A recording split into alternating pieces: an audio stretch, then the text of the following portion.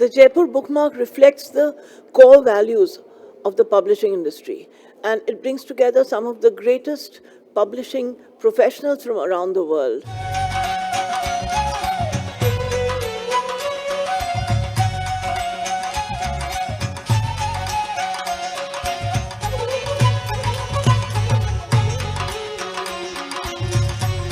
Jaipur bookmark एक ऐसा platform है जहाँ पे कि बिजनेस को समझने का एक अपॉर्चुनिटी मिलता है. So I think JBM is something which is fantastic and people who don't know about it, उनको आना चाहिए, उनको इसका हिस्सा बनना चाहिए.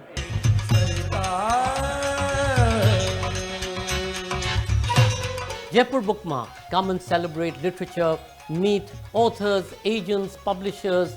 Join us at the Jaipur BookMark.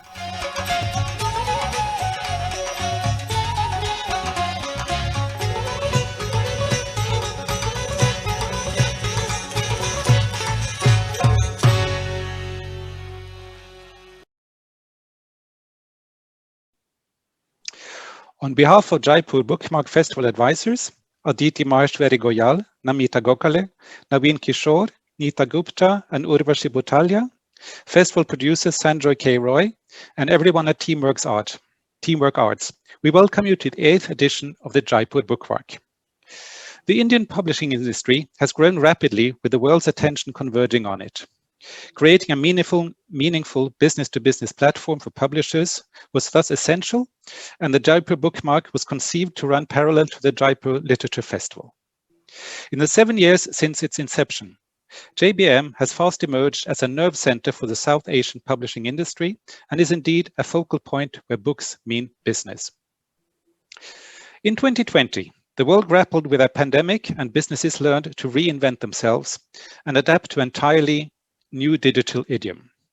JBM 2021 is being held as a virtual event and as always continues to bring together all stakeholders of the business of books over meaningful discussions and far-reaching resolutions. A warm welcome to all of you to this session at the virtual JBM 2021. Imagine the child's world with Annette Garpestad, Anil Varma, Deepa Agarwal, Evie Tillman, Richa Jha, and Svein Sterksen in conversation with Margit Walse and Oliver Møystad. Session partner is the Royal Norwegian Embassy. This is a session that explores the child's imagination and how books written for children can nurture curiosity and creativity through deep conversations between Norwegian and Indian agents, publishers, and writers. The speakers in this session will present their writing and publications and discuss their roles and responsibilities in creating and promoting literature for children. I am Oliver Møystad, Senior Advisor at Norla, working with the promotion of Norwegian literature and translation support. Before going to Norla, I worked for many years in the publishing world as an editor and literary agent. I am your host and the moderator for this session, and it gives me immense pleasure to introduce my fellow panelists to you. Annette Garpestad is a literary agent with Cappelen Dam Agency, an in-house agency for Norway's biggest publishing house, Cappelen Dam Publishing.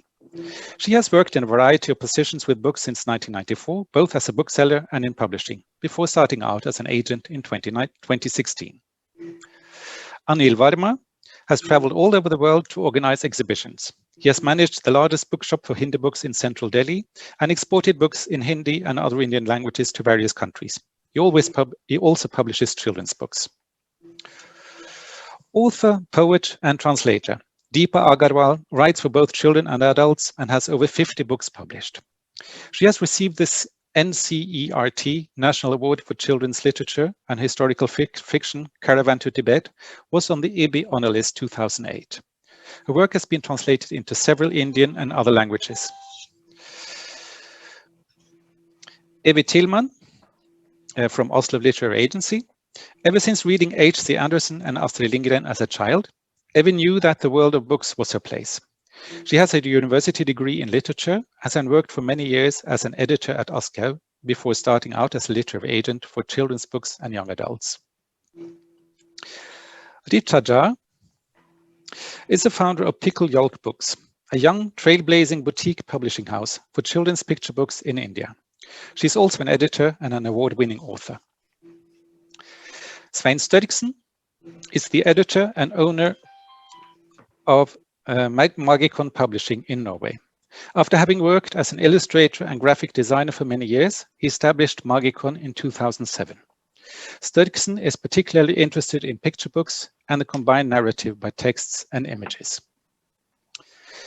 Margit Walsø has been the director of Norla since 2011. She has many years of experience working in publishing. She's also an author of 3 novels and is currently working on a non-fiction book about scent. Ladies and gentlemen, we present to you Imagine the Child's World. Child's World. And Margit, I give the word to you. Thank you. Dear BookMark participants, it's a pleasure for me to welcome you to this seminar about children's literature with Indian and Norwegian participants. Norla has been cooperating with Jaipur BookMark ever since we first were present in 2013. It's been very interesting to see how the event has grown from year to year. This year, the format is of course very different. Unfortunately, it's impossible for us to travel and be present in person. On the other hand, the digital format makes it possible for more people to both take part in and listen to the seminars. It's therefore a special pleasure for me to welcome the Norwegian agents and publishers who for the first time are present today, together with their Indian colleagues. Over the years, Norla has supported almost 70 translations published by Indian publishers in various Indian languages and English. Our connections with Indian publishers have strengthened from year to year. However, not many of the translated titles are children's books, actually only about 10 translations. This is a bit surprising, we think, as Norwegian children and young adult literature is of very high quality, and the genre that has grown the most over the last years in Norway, when we look at the numbers of translations supported by Norla. Picture books, novels, graphic novels, fantasy or non-fiction books. There are a great many books to be found in all genres for all ages. And remember, you can always apply Norla for support for the translations, and you can also apply for support for production costs for illustrated children's books. And please find more information about this on our website. I haven't got figures for Indian children's books published in Norwegian, but I fear that the number is even smaller than the other way around. Let's see if we can change this. Literature is about telling stories. And India and Norway have so many stories to tell each other. I'm really looking forward to hearing what you will share with us today. And with these words, I just give the word back to Oliver, my colleague, who together with me will moderate the discussion. Thank you very much and good luck to all of you participants. Thank you. Thank you so much, Margit. I hope we can have a good exchange here today, and I invite you all to be active in the discussion. And just to establish common ground, I would like to ask a general question. What would you say are the characteristics of good children's literature? Should we start alphabetically? What is good children's literature for you, Annette?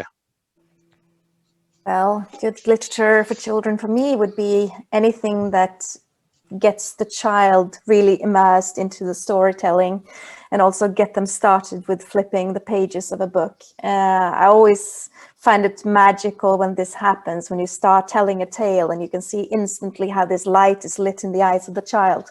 And you sort of know, and they go very quiet and the eyes grow big and you just know that this is something very special going on.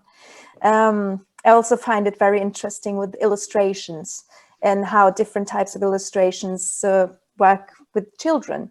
And I find that they often like things that might be surprising for us, things that we wouldn't think to begin with. I have, for example, the book, The Billy Goat's Gruff at the Water Park was a book that we published back in 2006.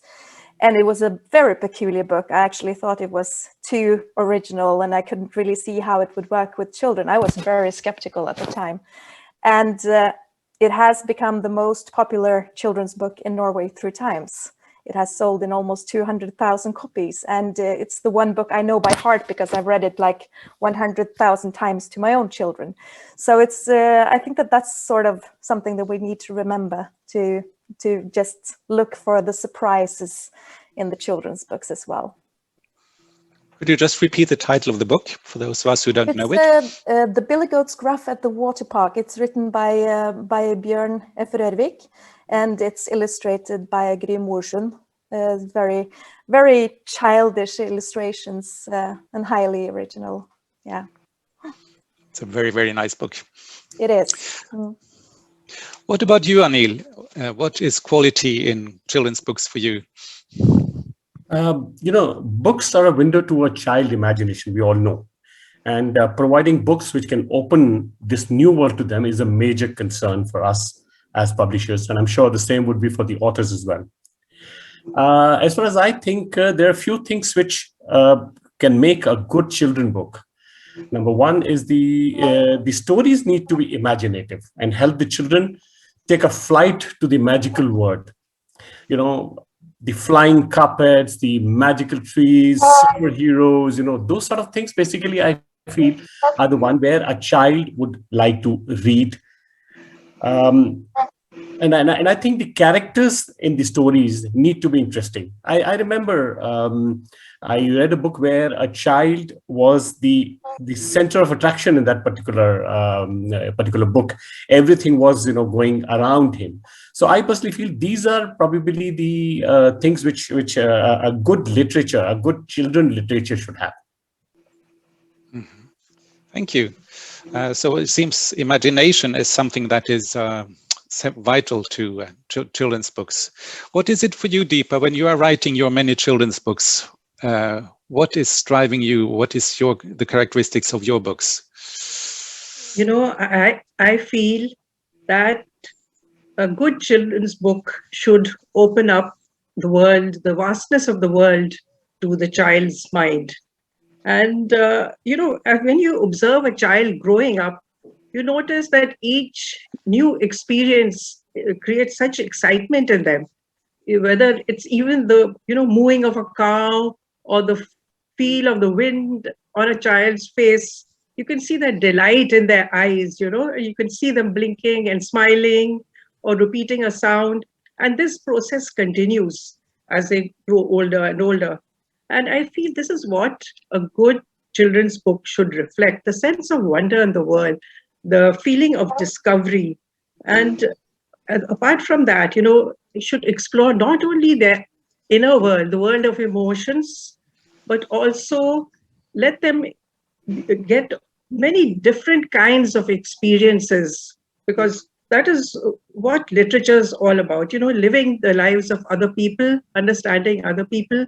So not only should they try to understand their own emotions or their interaction with their family or the world around them, whether it's at school, whether it's in the outer world.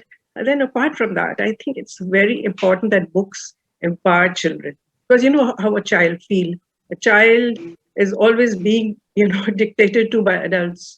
Don't do this, don't do that. They're restricted. But a book should give them agency. It should empower them in all the ways possible. And sometimes I think of this lovely picture book, The Little Engine That Could. It's a simple picture book and a very old book, but the words that the little engine keeps repeating. This book is by Watty Piper, very old book.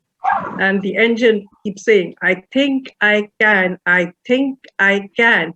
And that I felt is so important to have in every book that you write for children. And I'd also like to mention Richa's wonderful book, Machur Jhol, or Fish Curry. And I don't want to give you a spoiler, but it's, it's a sensory experience of a boy negotiating the market. And similarly, other children will discover through this boy's experience, what about, the way you respond to sound or so the sense of scent. And apart from this, the language and the whatever, the story is about, it should be drawn from the child's own world, the real world of the child. And apart from that, I think not only should it be the world that the child knows, but also a world that she or he is going to discover. And of course, there are many, many more things, but I'd like to, not take up too much time. So you're saying like to start with the child and explore the world from the child's viewpoint. So what about you, Evie? What is good to children's literature for you? Oh, I agree a lot with the previous speakers here. For me, I think good children's literature, I would really like to start with the children as readers, because children, they are the most important readers we have. If we don't get children to read when they are small, they don't become readers when they are adults. So it's really important to give them the best children's books. And it's important to start to read for them when they are toddlers. It's important to have these good reading sessions, to put your child on the knee, to read, to look at the illustrations, to get them exploring the books. To make good children's books, as an author, I think you need to be connected with your inner child, and to find your voice as an author, because you have to tell the story. You have to grab the children on the first sentence, really, because they are children. They are the most honest readers. They are the most impatient readers. If the literature if there isn't any quality in the writing, if there isn't any interesting story, they will throw the book away. So for me, good children's literature is actually about taking the children seriously, actually. Great storytelling, quality in the way of telling stories, because literature is so rich. You have to find, you need to talk about children's literature for the different ages, actually. What kind of literature will the smallest children be interested in? You have illustrated books, you have books for children the age of 8 to 12 years old. You have children who needs to practice to be good readers, and you need books to children who manages to read. So for me, it's actually about finding the different genres, giving them graphic novels, comics, text stories, illustrated stories. Right now we have a lot of interest for illustrated non-fictions for smaller children, actually. But Annette, when you spoke about Rørvik's book, I actually wanted to tell you the story about Jostein Gaarder and his books, Sophie's World. This is maybe the biggest success ever in the Norwegian literature history. It's 30 years ago. Jostein Gaarder came with a manuscript to Aschehoug Publishing House, where I work, and it was almost that it wasn't published, because it was a kind of a different manuscript, actually. This was a kind of book that the publisher didn't see the value of it at first, because it's not a novel, it's not a non-fiction. What is it? It's a story about philosophy. But at last, the publisher said, "Okay, we do it," and it was in December, 30 years ago, and they managed to publish it just a few weeks before Christmas, and it became a great hit. It's now sold to more than over 60 languages, and today it's still on the bestseller list in China. It's actually a title that the government says that you should read when you go to school. So, and that is for me too. It's important as an agent and a publisher to be open-minded when you receive a manuscript to see what is it in this manuscript when you write for children. So yeah, I can stop there.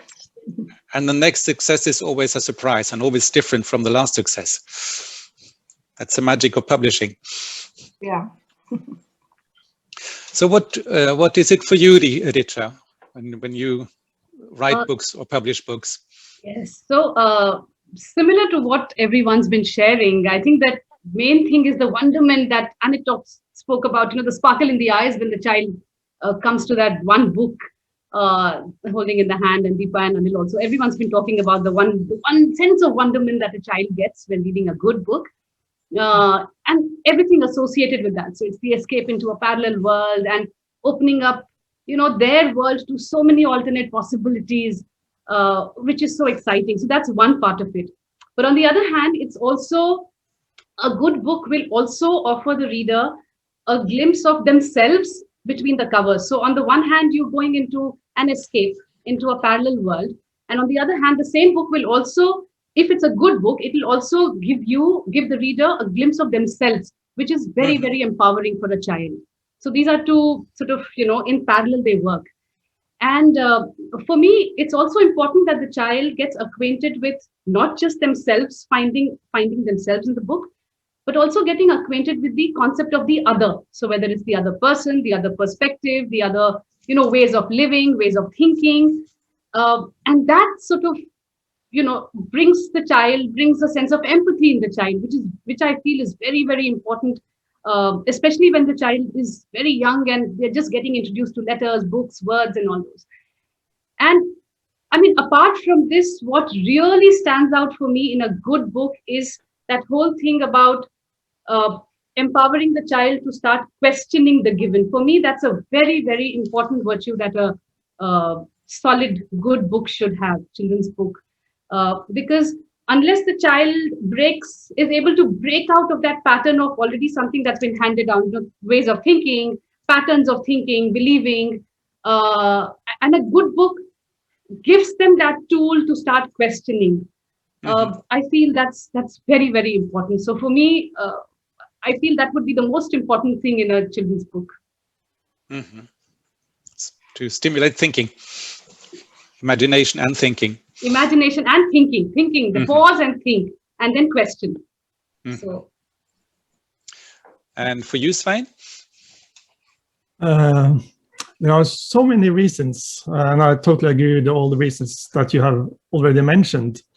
And the traditional historic reason is that we want children to learn to read. But I think what is so important with giving them picture books is that they learn to read pictures as well, and the combination of pictures and text together, which is in our modern society, the communication through images are becoming more and more important. And you actually learn that by reading picture books, where in the modern picture book, the images and the text sometimes tell slightly different stories. So I think this visual literacy is very important. And I think that a good picture book should take the child reader seriously, not underestimating and not overestimating. It should reach out to the child on its own premises. And I think that some of the maybe ultimate goals are if the children will learn something like how to understand other people. You can actually learn that by reading fiction.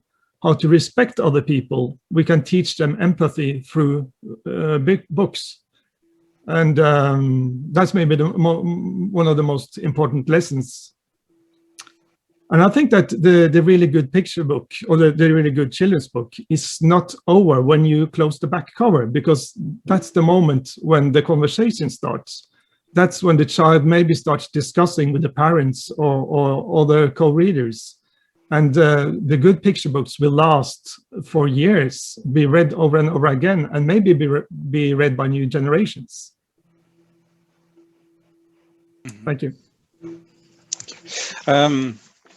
Thank you. what kind of we have lots of books in children's books in Norway and lots of children's books in India, of course. And do you think there are any specific characteristics for Norwegian versus Indian children's books? And what kind of books would do you think will travel? And if you have some examples for that, we can start again with Annette. Well, I must admit that I'm not that well aware of Indian children's books, so it's a little bit hard to do that.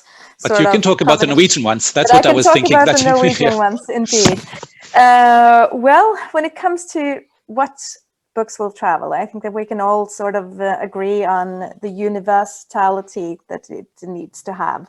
And I think that it's getting those good stories. What I can say about Norwegian, especially picture books, is that when I started working as an agent, I discovered that illustrations, for example, and also topics that we put in our children's books are quite far ahead of a lot of the rest of the world.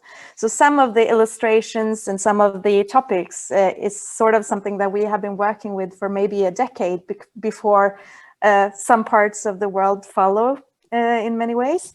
But what I want to point to is one of our greatest successes is this one. It's a young adult, it's a cartoon, it's a women in battle, and this is a topic that has grown very much more interesting from other parts of the world. It is a cartoon about feminism through the history, and it is sold to 27 countries. And this is one of the books, the second I saw the first sketches of it, I just knew instantly that this could pretty much travel everywhere, because it is universal and it takes into it the international feminism. It's not only European or Scandinavian. It has stories from Iran. It has stories from the US during the Civil War. It has these stories that sort of are universal to us all. So that is one of the great successes that we have had. I also want to point to one illustrator that we have been working with for a long time. Her name is Fiska. She is very naivistic in her illustrations, and for a long time we had people looking at the illustrations and saying, no, it's not for us, it's not for us, it's not for us. We heard it so many times and we never gave up. And now she is really one of our biggest successes abroad as well. Amazingly, what would you say? It's something quite specific what she does, but especially this book that's called How Do You Make a Baby? That is very to the point. It tells the child exactly how it happens. It doesn't cover anything up. It tells everything about the body. It tells everything about how you actually do make a baby. And it has, of course, in some markets where we have sold it, for example, in Russia, it has caused quite a big stir. But I think that the world is very much ready for it. And what we hear is the question, but how old can the child be when they read this book? And I will say just what Anna says. The second they are old enough to ask the question, they are old enough to read this book. So those were the ones I would point to right now. Thank you, Annette. Are these books that you could consider publishing, Anil? Yeah, of course. As I said, as a publisher, I personally feel that anything which a child likes, I mean, you have to have the age group, like one of the speakers said that you have the age group, some picture book going for younger, maybe 3 to 4 years old child. Before answering this, I would just like to, tell you very interesting things that my organization is almost about 60 years old, and I have been in this business for almost about 40 years now. And I've seen, the changes, particularly in the children books that have been published. Way back in 1960s, I believe at that time, all the authors we had were all grandparents, narrating stories almost every night to the children. And the books basically at that time were all black and white and very few illustrations, more of text. The things have changed drastically from that time to now. I mean, illustrations, of course, are something which matter quite a lot. I personally feel that we are dealing with the very matured readers now, And I think it is very much necessary for us to see that the book that the child reads, it not only reads nice, but it also looks and feels nice. You know, the colors, illustrations, font, printing, binding. I'm talking from the publisher point of view. I personally feel that these type of things that we saw a little while ago, these things have a very, very big market in India. Anything new that comes, anything new which a child sees, imagines, I think those are the things which probably should be selling. The other thing which I have experienced in the last couple of years, maybe about 4 or 5 years, is the necessity for the bilingual format of children books. The parents in India and the parents even overseas as well, they want their native language, their own language to be taught to the children. And English being a major language, or any other language, not only English, maybe any language, like in Norway, it will be Norwegian. Anything with the native language and a language which is being taught in the school probably is the best way for a child to learn. Whether it could be a fairy tale, or it could be something like a folk tale, or some non-fiction teaching, where manners and saying good afternoon or good evening, or these sort of things to the children. I personally feel these are the things which probably are acceptable. Bilingual format is something which I would suggest coming to India in a big way. Mm-hmm. Thank you, Anil. I see we have to hurry on. We have so many things to talk about with so little time. Deepa, what kind of topics do you focus on in your books? I'm especially curious about I think it's a new book of yours called Kashmir, Kashmir, which seems like a very current topic. Thank you, Oliver. This is my latest book, Kashmir, Kashmir. I hope you can see it clearly. Well, as a country, we have such a multiplicity of cultures and, regional traditions. And this is a collection of short stories, which was published very recently, just a month ago. And I think one of the problems that we have in our country is that we don't know enough about each other. And Kashmir, as many of you might be aware, it's a very troubled region. It used to be, when I was growing up, it was the dream holiday destination. People used to go for their honeymoons to Kashmir. But then the militancy changed all that. And I felt it's really important that children in other parts of the country too should understand what children are experiencing in the other parts of the country. And especially when Kashmir acquired a special status in the country, and then, the lockdown happened. And I'll give the example of one particular story, which I actually wrote during the lockdown, and about this girl who has, like any other child, she has ambitions. She wants to become a doctor. But then when the lockdown happened in Kashmir in August last year, schools were shut down. And then after that, when they reopened after a couple of months, a COVID lockdown happened. So you can see the dilemma of the child who wants to continue with her studies, and they didn't have good internet connectivity for the online classes either. So while I was writing this book during the lockdown, I felt, we were talking about empathy in children's book. And I could really connect with the feelings of the child who is under lockdown. There's a stressful situation. There is the mother who has, issues with depression, which was also, these issues were also exacerbated during lockdown while we were, it happened to so many people. So this is one of the, things that I think we need to think about, children in conflict situations. And in fact, at first I thought this was going to be a big challenge for me. But when I got into it and I began to, enter the minds of my characters, feel their emotions, whether it was a girl who saw her father shot down in front of her eyes by the militants, or it was a boy trying to,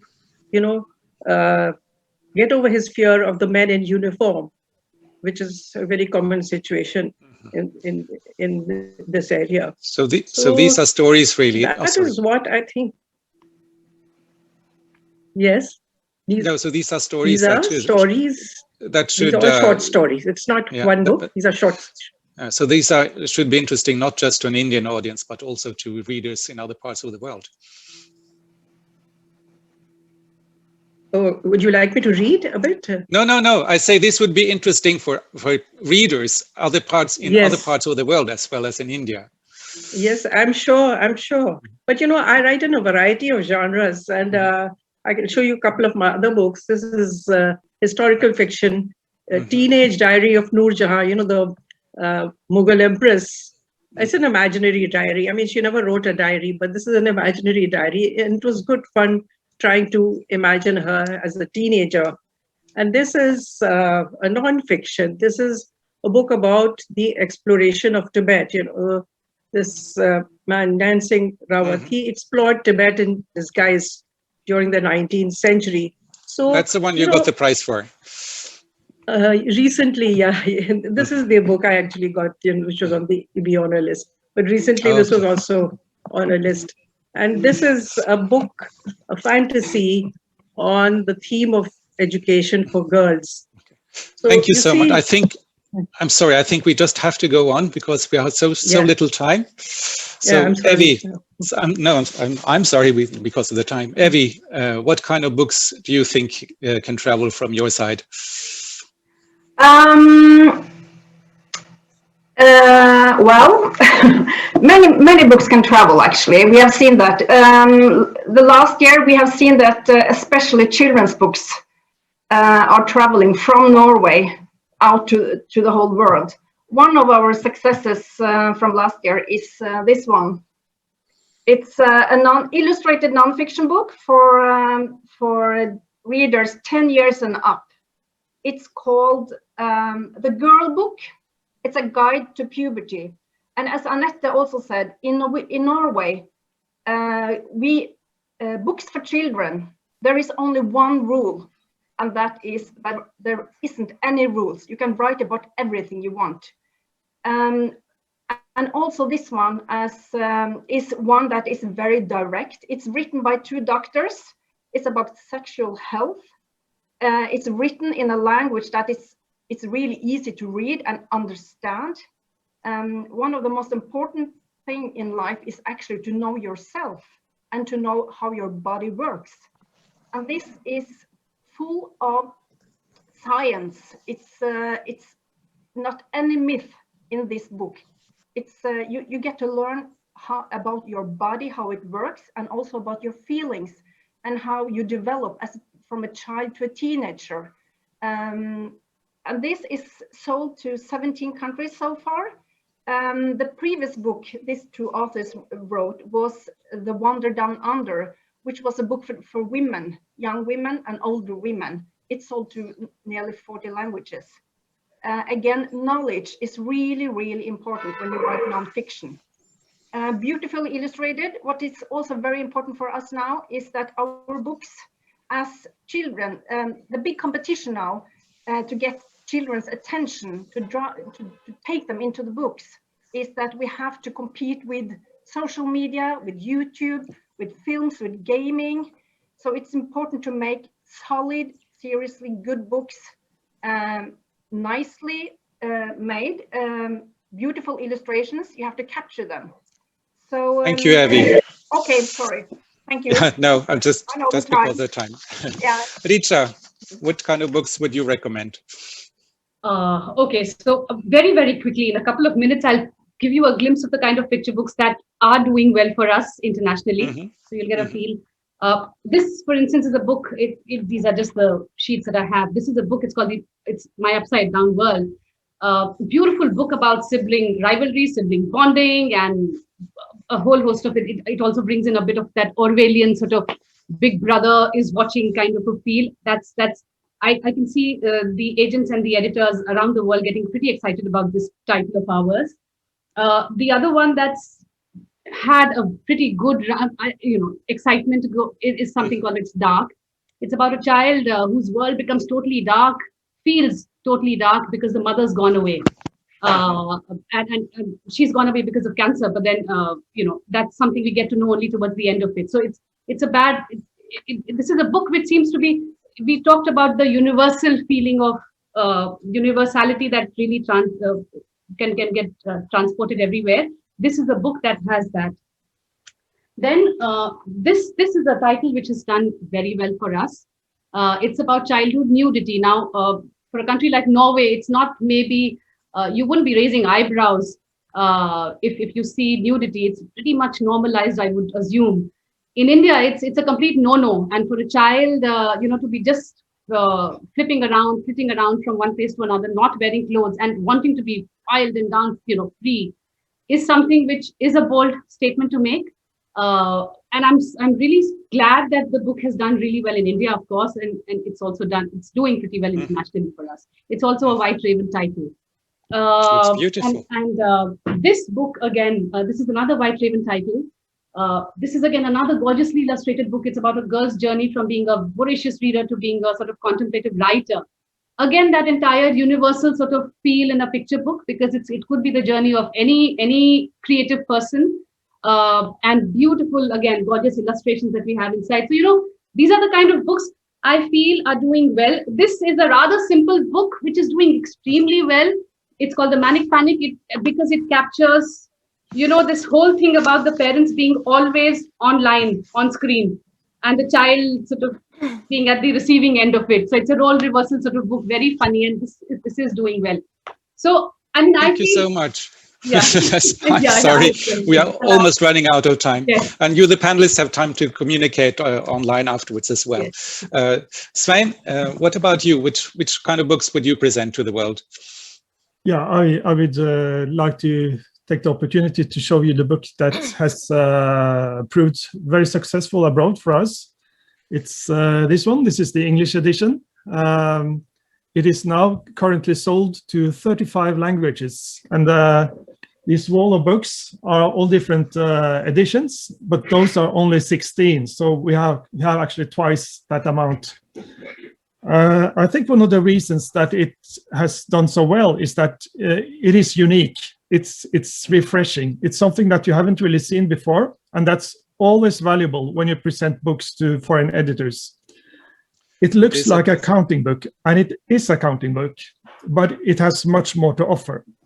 And somebody put it that it has the entertainment of Where's Wally and a bit of the philosophy of Sophie's Choice, without being really resembling that. That's quite a pitch, Svein. I have to stop you because we have so many questions from the audience. I think we should thank you so much so far, and have some time also for the questions. And the first is from Nikhil Mishra, who asked, when one writes children's literature, one needs to have that innocence and sometimes foolishness as well. How do you think one can write children's literature if they don't have that innocence left anymore? It's a good question. Maybe Svein would like to answer that. Yeah, I do understand the question, and it is quite funny, but I don't agree. I think everybody has that innocence. It's just a matter of finding it. It's still inside there, someplace. And here's a question from Ambika. How do you write books that induce the values of empathy and teach feminism to the children? How do we lay a strong foundation through the children's books? There's been shown some great examples of it already. Is there someone who would like to add something to this? Annette, maybe?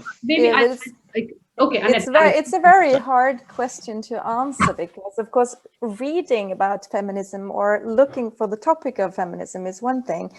It's a completely different thing to be writing about it. So I would say, like I usually say about any topic that you might want to learn more about and maybe be inspired by, is read, get to know the topic, and then you see where it leads you. And I think Richa had something to add on the question I'll as well. just very quickly add to what Annette said. Because I do picture books, in picture books there are many ways of showing whatever you want to show. So even if you're not able to get that integrated very into the main text part of it, there are many ways of showing feminism through the visuals. And especially in a country like India, where, for instance, the kitchen is pretty much a woman's domain, you could just show through your illustrations a different version of that. And there could be so many ways. I mean, this is just one stray example that's coming to my mind, but there are so many of those ways of showing, the body language, the characters' way of responding to something. All these will lead to what you're trying to show in books, and I'm talking about picture books. Thank you. And maybe there's also one rule in writing literature is that showing, not telling. Yeah. So it's actually about finding a technique in writing to get connected to your own feelings, actually, to try to write the feelings, especially when you write textbooks, fiction. One of the authors that I really admire who manages this in a very good way is Lunga. She writes children's book actually that can be read and enjoyed by all ages, actually. I just want to show the cover. This is her last one. It's illustrated by Lisa Aisato. This is a book full of feelings, and I think you have to, if you want to write for children and write about special topics, it has to be something on stake. You have to make the character, you have to get sympathy with the character, and there is also the character needs to be motivated by his or her actions. Actually, it's as a writer, you need to find the feelings you have to show them in a way. It's hard, but it's absolutely possible. Thank you. We have one more question here from Aruna, who asks, how does one keep the curiosity of the young reader as they grow in books? I read it as, how do you keep the attention when they get older? Someone wants to comment on that? Well, it always depends on the child, don't you think?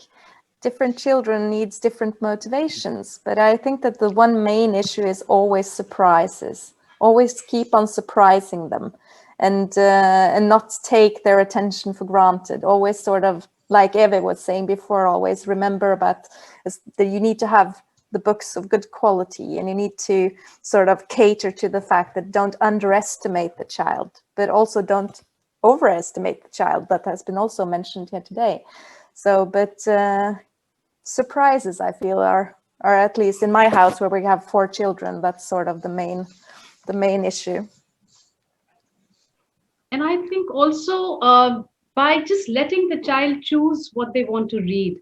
I think a lot of times we just sort of come down very, very heavily on the children in terms of what we as adults want them to read, and that sort of maybe just pushes them off the entire course of reading completely.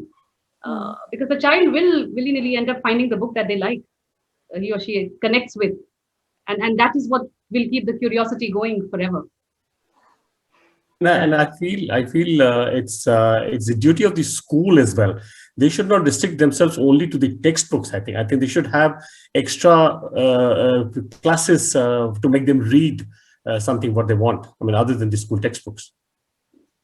Yeah, I agree, and I also will say that don't stop reading aloud for children. Keep on reading aloud. That's also very important. Yeah. To be together. Yeah, with the actually, you can still even do it to adults. It's very nice to be read aloud to do together.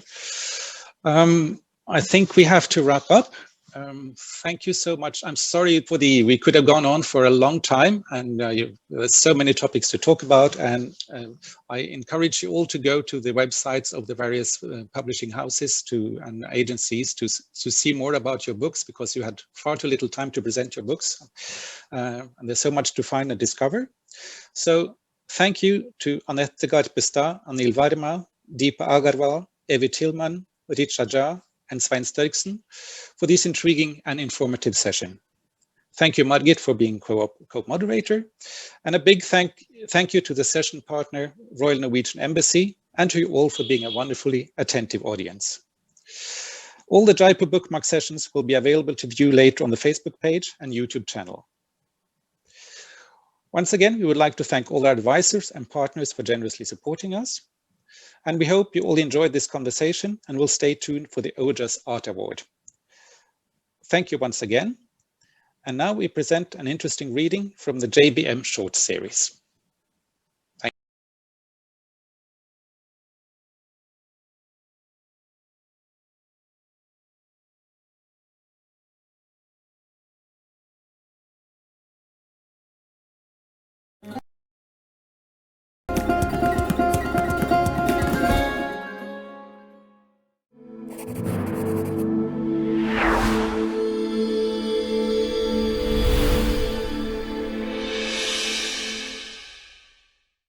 नमस्कार, मैं अशोक महेश्वरी, राजकमल प्रकाशन का प्रबंध निदेशक। 2020 हम सभी के लिए चुनौतीपूर्ण रहा, राजकमल प्रकाशन समूह के लिए, सभी प्रकाशकों के लिए।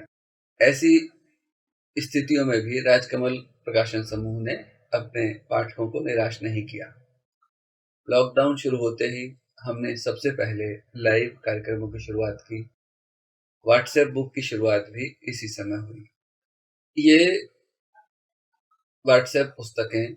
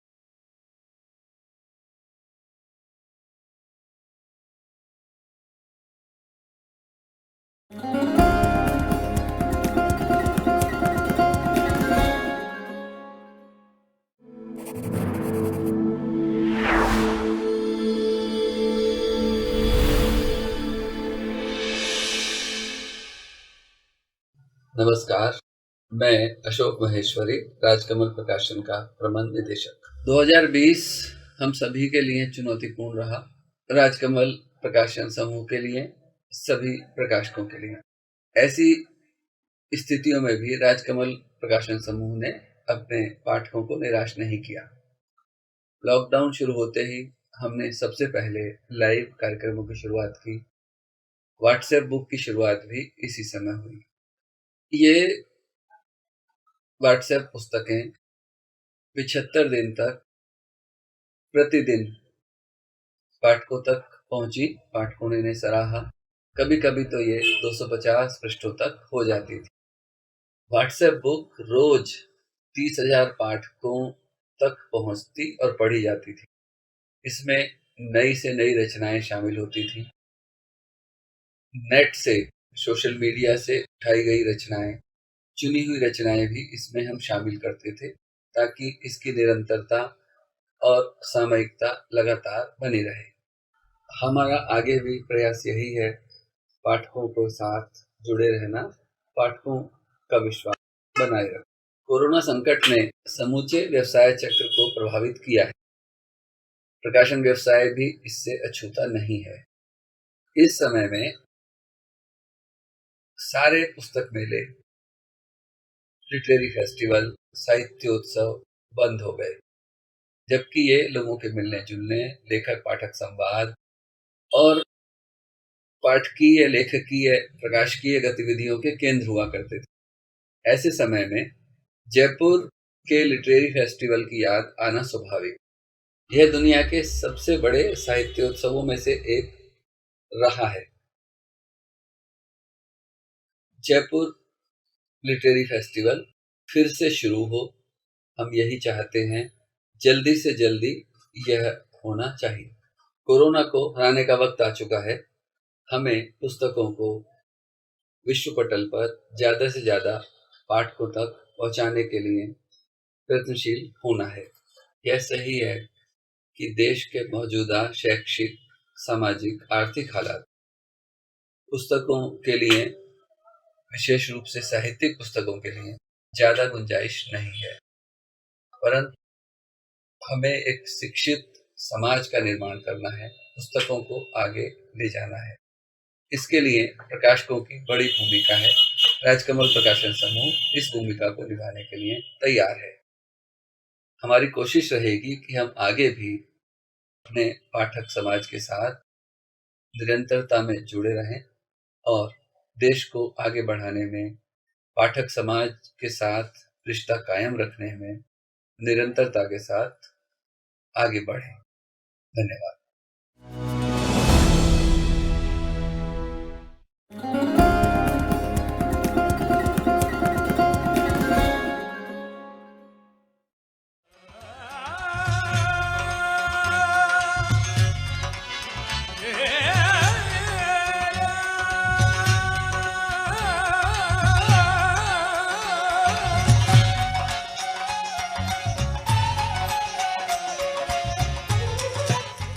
The Jaipur BookMark reflects the core values of the publishing industry, and it brings together some of the greatest publishing professionals from around the world.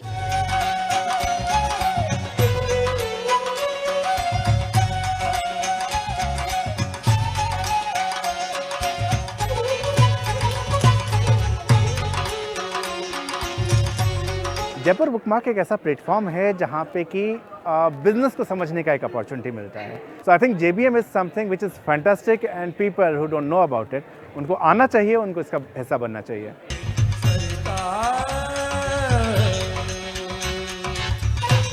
Jaipur BookMark. Come and celebrate literature, meet authors, agents, publishers. Join us at the Jaipur BookMark.